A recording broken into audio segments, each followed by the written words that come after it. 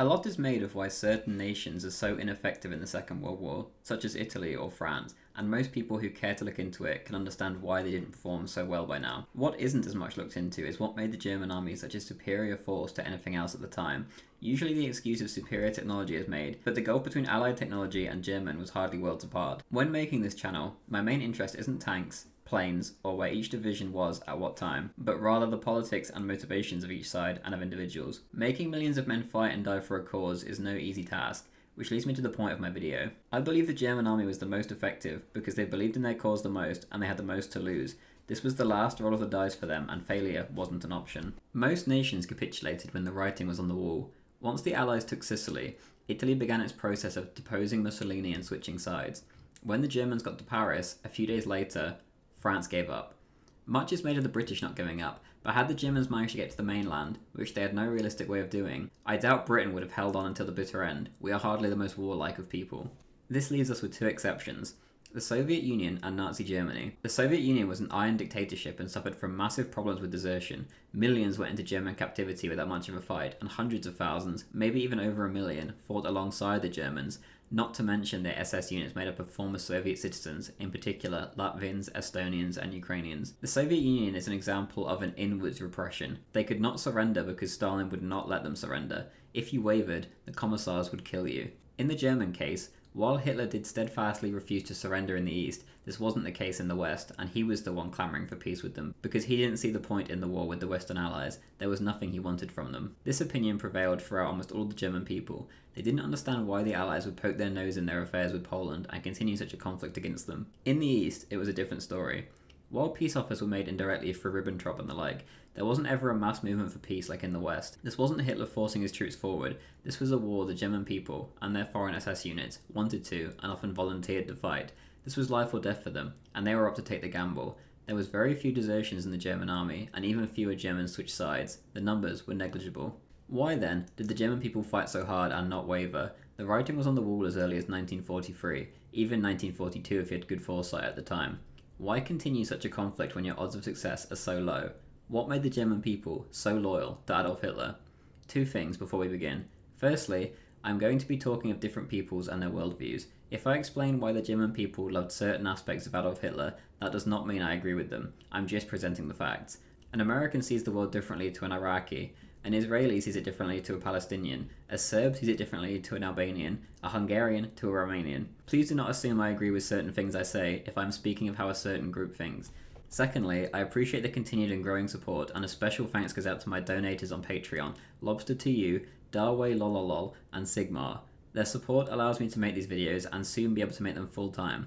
Anything helps, even the $2 tier on Patreon. So if you love these videos and you have a spare few dollars a month lying around, please consider donating. My Telegram channel is also down below, which is pretty lively. Thank you.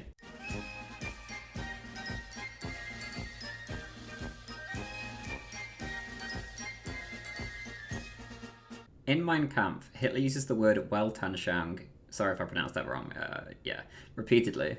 This is the German word for a philosophy and worldview held by an individual or a collective people. Let's talk about the German people's Weltanschauung. In the minds of the German people, they had been dealt a ridiculously harsh hand at Versailles.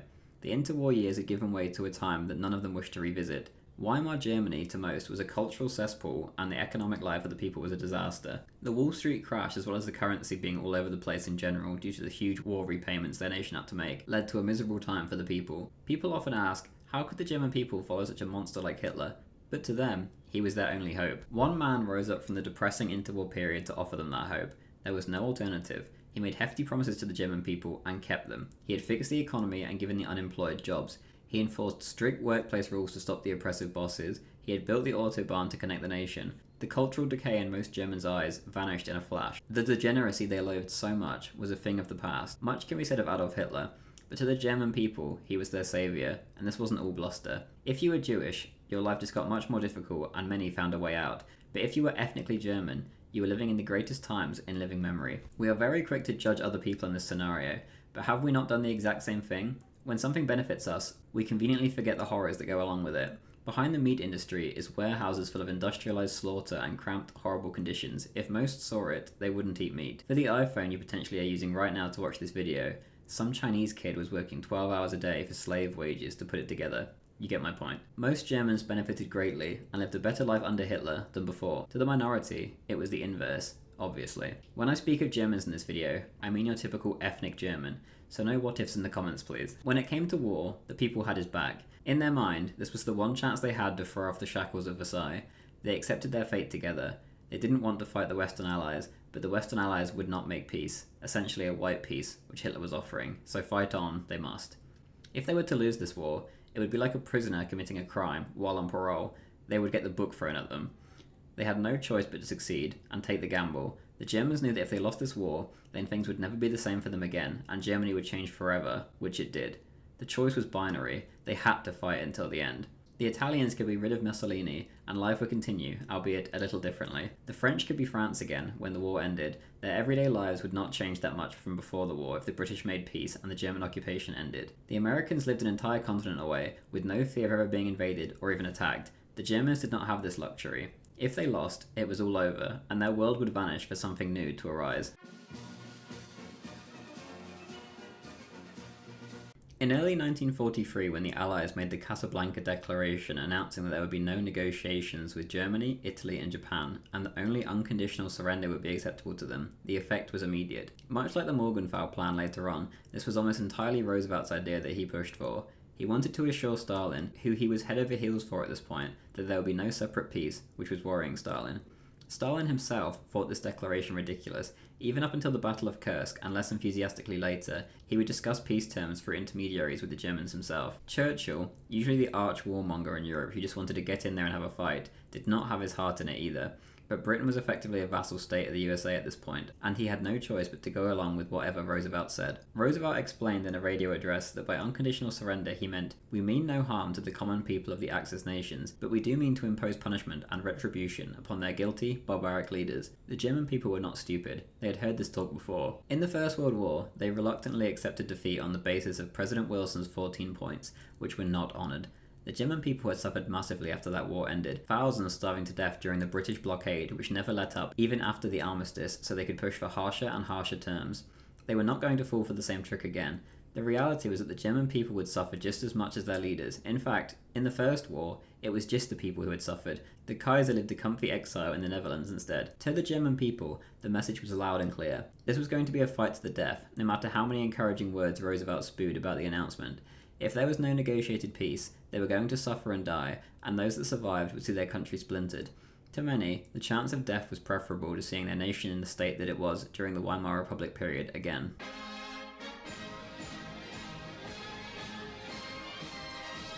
From the 12th to the 16th of September 1944, Franklin Roosevelt and Henry Morgenthau Jr., the Secretary of the US Treasury, spent 4 days pressuring a reluctant Winston Churchill into accepting their plan for post-war Germany at the Second Quebec Conference. To get him to accept, Morgenthau threatened to cut off all post-war aid to Britain. In modern-day money, this totaled $666 billion. I've made an entire video covering the plan in detail, but to summarize, it would strip Germany of all her industry, condemning millions of Germans to starvation, relocation, and death. The industry would be given to the countries that had suffered from German invasion. Due to the other man who had a hand in drafting the plan, Harry Dexter White, being a Soviet spy, it is assumed this meant mostly the Soviet Union. Tens of thousands of German officers were to be shot without trial. The nation itself would cease to exist. Instead of the two parts it was split into anyway, it would instead be split into several different smaller nations, as well as a gigantic international zone, where Germany would effectively be raped of all of resources by the Allies and Soviets. The excess population was to be dumped in the deserts of North Africa. Churchill was heavily against this, but was backed into a corner with the threat of the aid being taken away, so he accepted. One who could not be pushed around though was Henry Stimson from the State Department. On the basis of this plan being against Christian values, he leaked the plan to the press. It was published worldwide, and Roosevelt was thrown into a crisis where he had to claim ignorance of the plan, despite his signature literally being on the paper. When the news arrived in Germany of the plan, the reaction isn't hard to imagine. Nazi propaganda for years had spoken of, in their words, Judeo-Bolshevism and Jewish capitalism, seeking to destroy the German people and the German nation, be it morally, culturally, financially, or literally. The Allies had played right into German hands. The US Army was furious, lambasting Morgenthau for making the Germans fight harder when they were trying to convince the German troops to do the opposite and surrender. Morgenthau didn't care. He was out for blood. The German people were ready to fight harder than any other army anyway, but this new information gave them a new lease of life. Reports flooded back informing the leading allies about this and what a mess they'd made. The German people now knew that if they surrendered, their nation would quite literally cease to exist. There would be no home to go back to. Roosevelt had done Hitler's job for him. As a result of their previous experiences with the First World War, their appreciation and love for Hitler for turning the country around before the war, and the American blunders of unconditional surrender and the Morgenthau Plan, the German armed forces became loyal to the end. The Americans at the Battle of the Bulge were shocked by the Germans' sheer determination, willpower, and fanaticism to fight to the end, even though the end result seemed clear that Germany was doomed. They knew total destruction awaited them if they did not fight. All of these were statements that were factual to some degree. Hitler had indeed turned Germany around. He did have the loyalty of the German people. The First World War peace treaty was a betrayal, and the American announcements regarding post-war Germany were extreme and, in German eyes, unfair. There was one other reason that many Germans, especially higher-ranking Germans, with doubts about the logic of fighting to the bitter end, expressed which were more fantastical than reality. This was Hitler's superweapons. For years, he had been talking of superweapons that would turn the tide of the war. When a general would come to him, he would fob them off by saying that the tide would soon turn because of the development of his superweapons that were almost finished.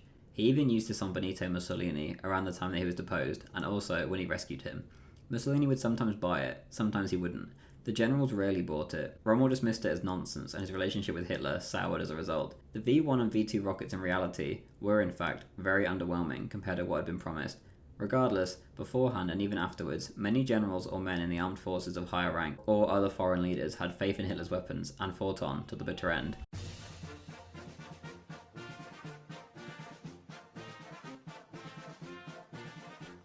The final question that should be asked is probably that in the end, was it worth it? I'm not qualified to answer the question. I'm not German. That question is for the German people alone. Germany was in the end split in half, one half being essentially a Soviet vassal state and the other an American one. Whilst it was eventually unified, was it ever sovereign? The definition of an occupied nation is a nation being occupied by foreign troops. Germany is, to this day, an occupied nation. As of February 2022, there is an estimated 35,000 US troops in Germany. Whether this is a good or bad thing, I leave up to the viewer. Again, whether it was worth carrying on fighting is for the German people. I am simply representing the facts of why they did so. However you personally would like to interpret that information is up to you.